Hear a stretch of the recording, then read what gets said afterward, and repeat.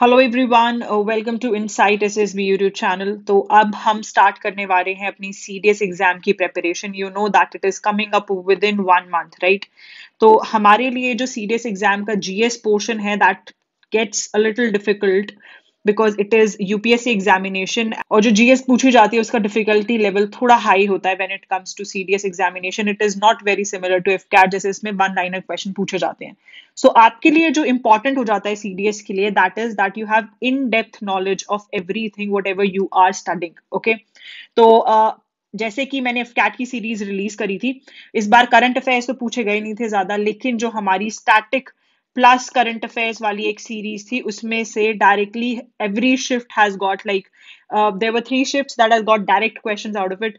4 question एक में आए थे, 3 क्वेश्चन एक में आए थे और 2 क्वेश्चन एक में आए थे उसी पर्टिकुलर सीरीज से। तो I am planning to make more of static plus current affairs series so that it can be much more useful for you.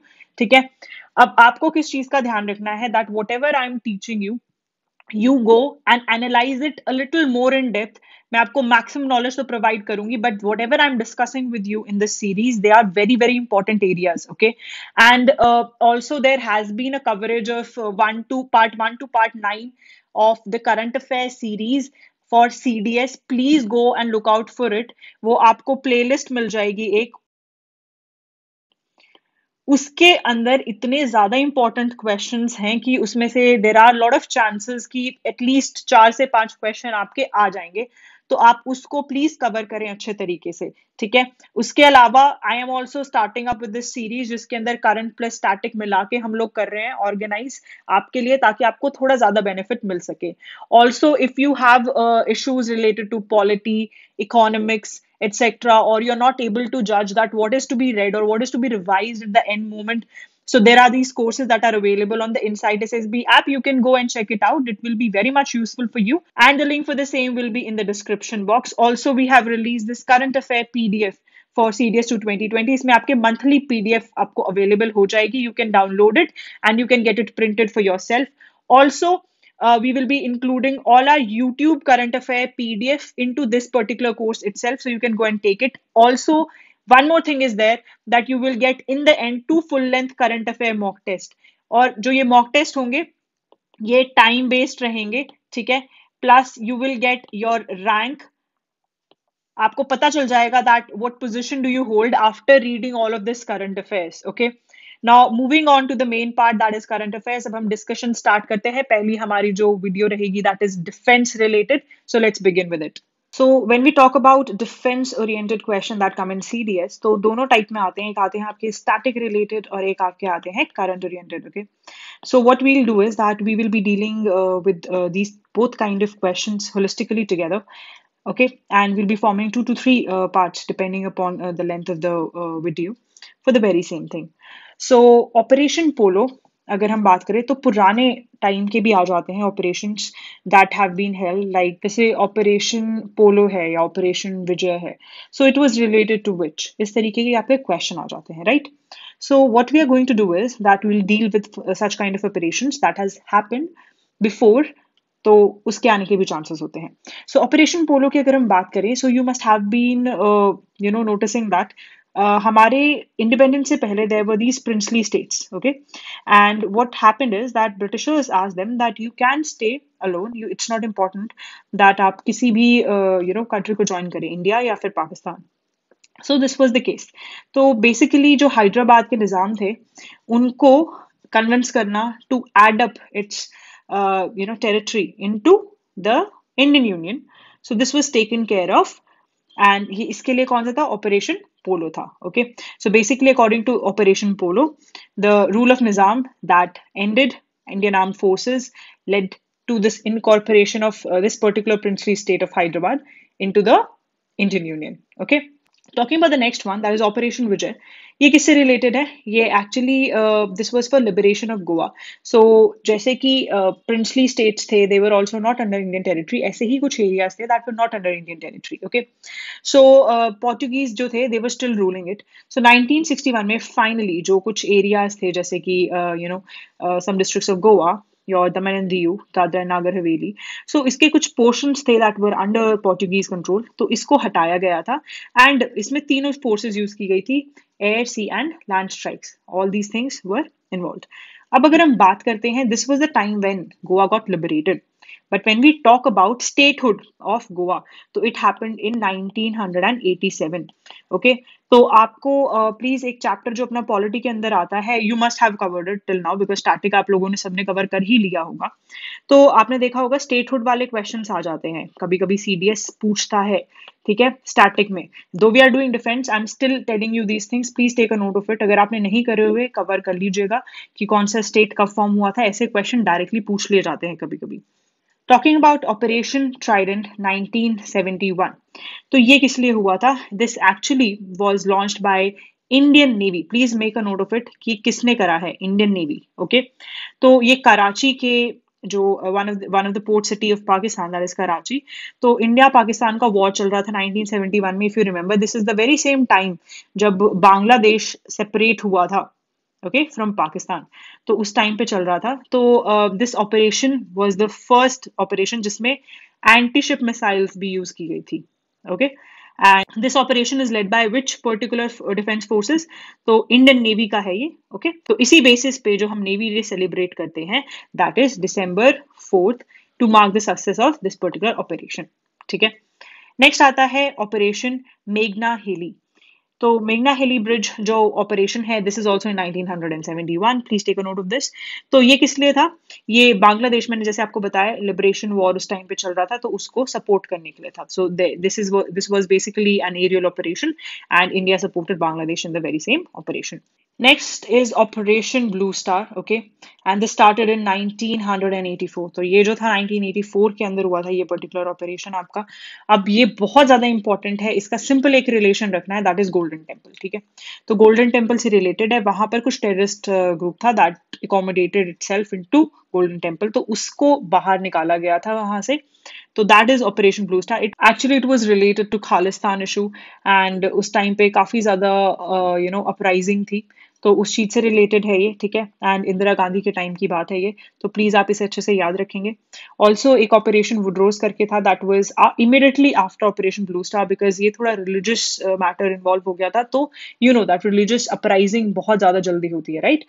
तो ये जो था, ये एक्चुअली इस प्रोटेस्ट को कम करने के लिए था। So protest that immediately happen because of operation blue star, तो उसको काउंटर करने के लिए which particular operation was launch, that is known as operation woodrose. ठीक है, तो please remember this, that blue star किससे रिलेटेड है, सीधा याद रखना, गोल्डन टेम्पल। ओके, अब हम बात करते हैं ऑपरेशन मेघदूत, जो कि 1984 के अंदर हुआ था। ये किस लिए था? So basically it was Indian जो आपके ट्रूप्स हैं, उनका full control over which area, ये अपना, as you all know that this particular area, that is Siachen, is highest battlefield in the world। ठीक है, तो ये अपने आप में पहला मिलिट्री ऑपरेशन है जो कि एक ऐसे एरिया पे लड़ा गया था जहां पर हाईएस्ट बैटलफील्ड है। Okay, so this particular operation, it is related to what?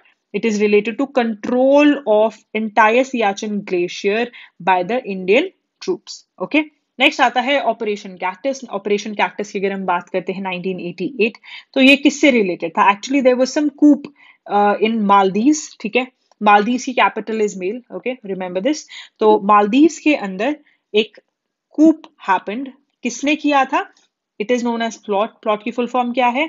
Peoples liberation organisation of Tamil Eelam. Okay, तो इंडियन जो पैरा कमांडोज थे वो गए थे वहां पर, एंड उन लोगों ने सिचुएशन को कंट्रोल किया था। So para commandos of Indian army and MARCOS of Indian navy, तो हमारी दो फोर्सेज इसमें इंक्लूडेड थी। कौन कौन सी? इंडियन आर्मी भी और इंडियन नेवी भी। ठीक है, इसमें सिंपली एक चीज याद रखनी है आपको। क्या याद रखना है? कि ऑपरेशन कैक्टस जो है कौन सी कंट्री से रिलेटेड है? मालदीव से रिलेटेड है। और कौन कौन सी दो फोर्सेज इन्वॉल्व है? इंडियन आर्मी और इंडियन नेवी। उसके बाद हम बात करेंगे ऑपरेशन विजय। ये बहुत इंपॉर्टेंट है। ओके, क्यों? बिकॉज ये कारगिल वॉर से, क्यों? बिकॉज ये कारगिल वॉर से रिलेटेड है। ठीक है, कारगिल वॉर जो है आपका कब था? 1999 में, everybody know that. Okay, so infiltrators जो थे कारगिल सेक्टर से, तो they came, you know that it started from Pakistan's end and they infiltrated in the territory of India. And उसके बाद हम लोगों ने ऑपरेशन विजय लॉन्च किया था and finally with the help of that this particular operation we were able to gain control of our sector again. तो अब हम बात करते हैं ऑपरेशन सफेद सागर 1999 में जो हुआ था उसकी बात करेंगे. अब ये भी कारगिल वॉर के टाइम पे ही हुआ है. तो एक्चुअली ये दोनों forces that is Indian air force और आपका जो ग्राउंड ट्रूप्स मतलब इंडियन आर्मी, इन सब की एक इन्वॉल्वमेंट के साथ था. और इसका काम था जो रेगुलर या इरेगुलर आर्मी के जो वहां के अपने ट्रूप्स थे पाकिस्तान के, उनको फ्लश आउट करना था फ्रॉम देयर पोजीशन जो कारगिल सेक्टर में थी. ओके. और ये अपने आप में पहला ऐसा लार्ज स्केल एयर पावर का जो यूटिलाइजेशन है, ये अपने आप में पहली एक ऐसी चीज थी आफ्टर 1971. मतलब 1971 was the time when we saw this kind of involvement of Indian Air Force. Okay. And after 1971, it was in 1999 only that we saw the involvement of Indian Air Force. Okay. Next है अपना operation black tornado जो कि 2008 में था. तो actually जो लश्कर ए तैयबा है, okay, this is one of the extremist group that is seen in Pakistan. इसका जो बेस है इस टेररिस्ट ऑर्गेनाइजेशन का, दिस इज इन पाकिस्तान. तो इन्होंने क्या किया था, they carried out this shooting and bombing attacks across Bombay, है ना. You must be knowing about this incident and you can relate it very much to Taj जो अपना बॉम्बे में है ना. तो उससे रिलेटेड था ये. एंड इसमें इंडियन आर्मी जो है पैरामिलिट्री फोर्सेस ने ये बॉम्बिंग्स और इन सब चीज़ों को काफ़ी हद तक कंट्रोल किया. 4 दिन ये लंबा चला था जो भी टेररिस्ट अटैक था. तो इसके बाद काफ़ी सारे चेंजेस वगैरह लाए गए थे. इवन नेशनल इन्वेस्टिगेशन एजेंसी भी इसके बाद ही खोली गई थी. ठीक है. तो अगर हम ऑपरेशन ब्लैक टॉर्नेडो की बात करते हैं, please remember it is related to Mumbai attacks. Okay. Next है ऑपरेशन ऑल आउट 2015. तो ये ऑपरेशन ऑल आउट किस लिए रिलीज किया गया था, it was actually there because जो कश्मीर रीजन है वहां पर हम लोगों ने बहुत ज्यादा अपराइजिंग देखी है मिलिटेंट्स की. ओके. तो to flush out militants from the Jammu and Kashmir state of India, तो इस रीजन की वजह से ऑपरेशन ऑल आउट रिलीज किया गया था. ओके. ऑपरेशन मैत्री जो कि 2015 में था, ये वो एक्चुअली नेपाल से रिलेटेड है. नेपाल में एक्चुअली अर्थक्वेक वगैरह आए थे इस टाइम पे एंड जो इंडियन आर्मी था उसने ये लेड किया था एक पर्टिकुलर ऑपरेशन जिसके अंदर उन्होंने रेस्क्यू एंड रिलीफ मिशन था ये नेपाल के लिए. ओके. नेक्स्ट अब हम बात करते हैं रीसेंट की. ठीक है. ये अभी तक हमने जो डील किया है ये पुराने हैं लेकिन बहुत इंपॉर्टेंट है. जितने भी हमने डील किया है चांसेस होते हैं कि इनमें से आ जाता है क्वेश्चन. अब जो रीसेंट डेवलपमेंट रही है डिफेंस सेक्टर की, हम उसकी बात करेंगे. तो अभी आपने देखा होगा कि वंदे भारत मिशन था दैट वाज लॉन्च्ड. तो ये किस लिए था, अभी कोविड-19 के चलते हुए as you must have seen that lot of our country people were struck outside in other nations. Okay. And it is not only with our nation, सब दूसरे देशों के जो सिटीजन्स हैं दे वर स्ट्रक समवेयर और the other, right. तो same case happened here also. तो it was basically an evacuation exercise ताकि हम अपने इंडियन नेशनलिस्ट को वापस लेके आ सके अब्रॉड से. तो एक्चुअली ये दो तरीके से हुआ था. एक तो थ्रू फ्लाइट्स जो कि एयर इंडिया ने रन करी थी और एक और बाय इंडियन नेवी. ठीक है. इसका अलग नाम है, अभी हम आगे डिस्कस करेंगे. तो इंडियन नेवी वाला जो है इसमें एक्चुअली श्रीलंका और मालदीव्स रिलेटेड है. ओके. तो ऑलमोस्ट 1.5 लाख इंडियंस जो थे they were outside in the world and they were brought back under this particular mission. तो वंदे भारत मिशन 2 पार्ट्स में डिवाइडेड था. एक अपना एयर रेस्क्यू था और एक अपना नेवल रेस्क्यू था. ओके. तो air rescue by Air India and जो अपना naval rescue by Indian navy. Okay. अब ये जो इंडियन नेवी वाला था इसका ऑपरेशन का जो नाम रखा गया था दैट वाज समुद्र सेतु. Okay, so what is the name of operation that was launched by Indian Navy as part of national effort to repatriate Indian citizen from overseas? Okay, so it was named as Samudra Setu. तो ये दो countries में था जैसे मैंने आपको बताया, Sri Lanka and Maldives. तो फेज 1 जो है वो था मेल मालदीव्स. तो इंडियन नेवल शिप कौन सी थी, जलश्वा एंड मगर. तो 2 INS यूज की गई है इसमें. Next is which Indian navy ship reach port Victoria जो कि यहाँ पर सेशलिस्ट में पड़ता है टू प्रोवाइड कोविड-19 related medicine under mission Sagar. अब पूछा जा सकता है मिशन सागर क्या है, ठीक है। सबसे पहले हम बात करेंगे कि कौन सी नेवल शिप्स थी। सो it was basically INS Kesari. अगर हम आईएनएस केसरी की बात करें, देखो क्वेश्चन एक तो आपके आते हैं ऑपरेशन से रिलेटेड, ठीक है, एक आपकी रिसेंट एक्सरसाइज से रिलेटेड आता है, हम सब अलग अलग टाइप के क्वेश्चंस डील करेंगे। एक किस तरीके का भी क्वेश्चन आता है कि जैसे रीसेंट अगर कोई मिसाइल्स वगैरह थी, ठीक है, और या फिर रीसेंट कोई डेवलपमेंट है डिफेंस सेक्टर में, तो उसके रिलेटेड क्वेश्चन आ जाता है। तो जैसे आईएनएस केसरी है, इसके बारे में पूछ सकते हैं कि आईएनएस केसरी किस टाइप का मतलब शिप है। तो ये actually Shardul class tank landing ship है, और इसके थोड़ा इन डेप्थ आपको पढ़ना पड़ेगा। प्लीज मेक श्योर, मैं आपको एक क्रिस्प मटेरियल प्रोवाइड कर रही हूँ, इन डेप्थ आपको थोड़ा पढ़ना पड़ेगा। तो make sure that you don't feel like getting spoon fed by me, okay.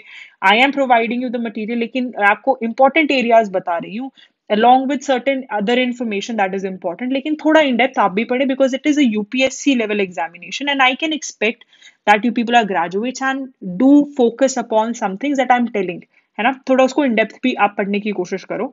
So INS Kesari के बारे में आप पढ़ेंगे। उसके बाद अगर हम मिशन सागर की बात करते हैं, तो इसमें क्या हुआ था कि काफी सारी कंट्रीज हैं जैसे Maldives, Mauritius, Seychelles, Madagascar and Comoros. यहाँ पर फूड आइटम्स और कोविड-19 रिलेटेड मेडिसिन जो थी ये प्रोवाइड करी गई थी इन पर्टिकुलर कंट्रीज के अंदर। तो प्लीज देखो, ध्यान देना इधर कि यहाँ पे श्रीलंका आपका इन्वॉल्व नहीं है, ठीक है। Have you seen this thing, right? तो आप प्लीज कंट्रीज के नाम याद रखना कि कौन कौन सी कंट्रीज यहाँ पर इन्वॉल्व हैं, ओके। अगर हम मिशन सागर की बात करते हैं तो it is basically a vision of prime minister, जिसकी फुल फॉर्म है security and growth for all in the region, ठीक है। और ये इंपॉर्टेंस की बात करता है related to India and its neighbouring countries, ठीक है। और जो एग्जिस्टिंग बॉन्ड है उसको और स्ट्रेंथन करने की बात करता है ये, ठीक है। सो मिशन सागर अगर हम बात करें तो ये प्राइम मिनिस्टर का विजन है। और ये किस चीज से रिलेटेड, सागर की फुल फॉर्म क्या है? Security and growth for all in the region. Please remember this, okay? Next हम मूव करते हैं ऑपरेशन वेनेला। ऑपरेशन वेनेला जो है वो रिसेंटली एक्चुअली मेडागास्कर के अंदर there was this cyclone that got struck, ठीक है। साइक्लोन का नाम भी पूछा जा सकता है। तो इंडियन नेवी जो है it actually provided assistance and support in this particular relief operation. Relief operation का मतलब है उनको जो भी रिक्वायरमेंट थी वो हम लोग उनको दे के आए हैं, उनको हेल्प किया है, ओके। सो इसमें इंडियन नेवी की आईएनएस अरित्व जो है दैट इज इन्वॉल्व, और ये क्लोथिंग, मेडिसिन और जो भी अदर सपोर्ट मटेरियल जो इसमें रिक्वायर्ड था वो इसमें लेके गए हैं। सो ऑपरेशन वनीला जो है साइक्लोन से रिलेटेड है, साइक्लोन रिलीफ ऑपरेशन है। किसने कंडक्ट किया है? इंडियन नेवी ने करा है। कौन सी शिप इन्वॉल्व है? आईएनएस अरित्व। अब जैसे मैंने आपको पहले बताया था तो आप इसको भी थोड़ा पढ़ लेंगे। तो इस बार था 11th डिफेंस एक्सपो 2020। कहां पर हुआ है? लखनऊ उत्तर प्रदेश में हुआ है, ठीक है। थीम क्या रही है इस डिफेंस एक्सपो की? It is India the emerging defence manufacturing hub. Please remember this particular theme in depth. There are chances they may ask कि कहां पर हुआ था, और ये भी पूछ सकते हैं कि इस बार जो 11th डिफेंस एक्सपो था उसकी थीम क्या रही है।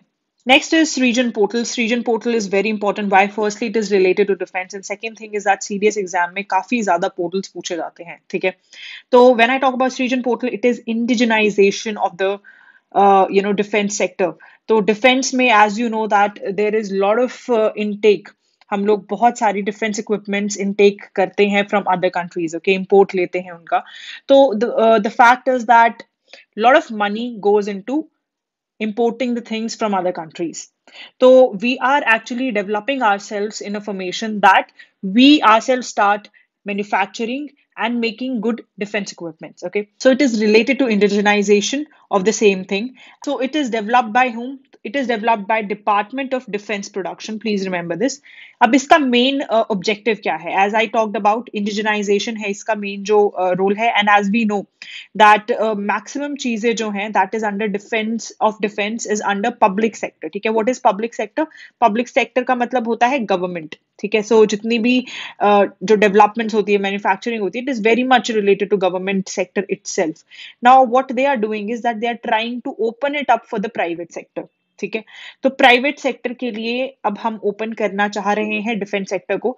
तो ये एक वन स्टॉप शॉप है जो बेसिकली वेंडर्स को प्रोवाइड करती है एक पोर्टल की आप देखें आप किस चीज को इंडिजनाइज कर सकते हैं in a better way and they can go and access this.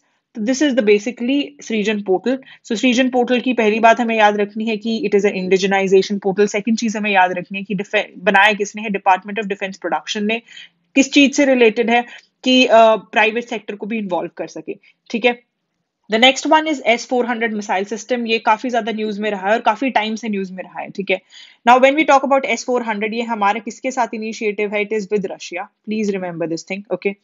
Now when we talk about S-400 ये एक इंटीग्रेटेड एयर डिफेंस सिस्टम है जिसके अंदर रडार्स भी हैं, कमांड एंड कंट्रोल इक्विपमेंट भी है और 4 तरीके की सरफेस टू एयर मिसाइल है। Now please remember which type of missile system it is surface to air. बहुत सारी होती है, जैसे for example directly air to air भी होता है आपका, है ना। So it is basically surface to air, please remember this thing very specifically. पूछा जा सकता है कि S-400 कैसा है, it is surface to air missile system, okay. And इसकी रेंज कितनी है, 40 किलोमीटर से 400 किलोमीटर तक है। और ये किस किस के साथ इन्वॉल्व किया जा सकता है, मतलब किस टारगेट को हिट किया जा सकता है यूजिंग S-400 मिसाइल सिस्टम।